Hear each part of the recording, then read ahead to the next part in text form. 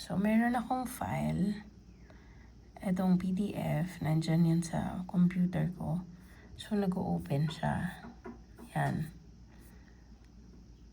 So, close natin tong file. So, okay naman yung file. Ang gagawin ko, ikakopy ko tong file na to. Papunta dito sa SanDisk. So, ipipaste ko dito.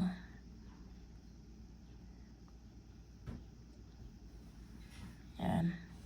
Dito na siya sa SanDisk. Open natin. Ayaw niya mag-open. Ang sabi, it may be damaged. So, ang gagawin ko, let's try to run a first aid.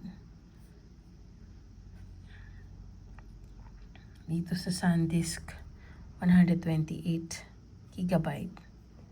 Ayan, ang dami ng error na lumalabas.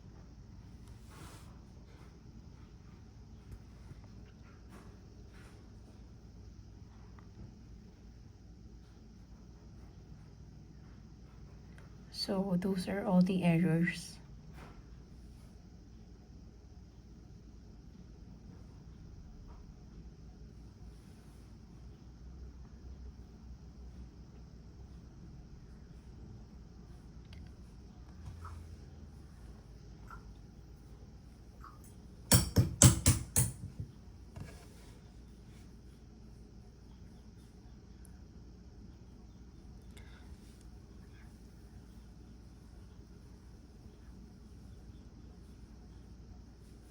So, it's scanning, still scanning, and nakita siya ng mga errors doon sa card. Invalid clusters, incomplete directories.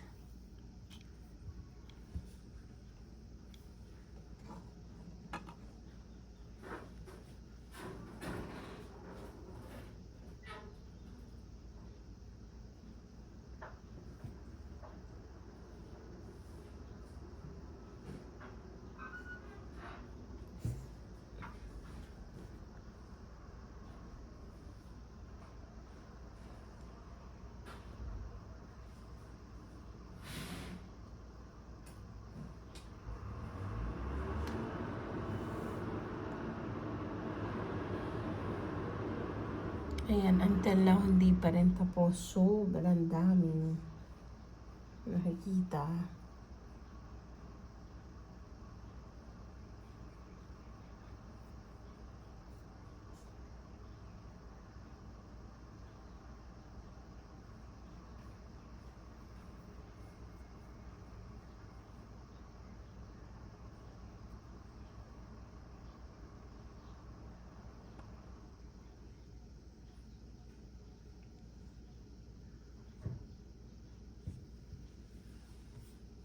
Okay. So, let's try to copy the file again. So, this is the original file. Yan, nag-open siya. So, I'll copy it again to the disk. So, let's copy it again. And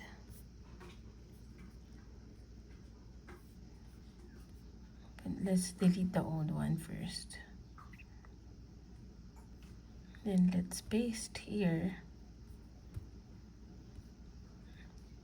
the file again. So I'm gonna open it.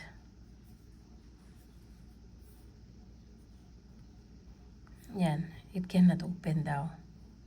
So instead, I'm going to reformat this one.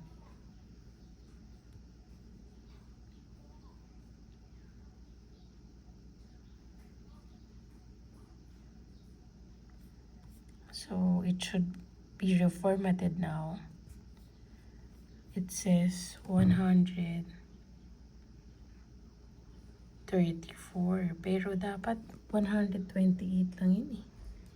It says 134.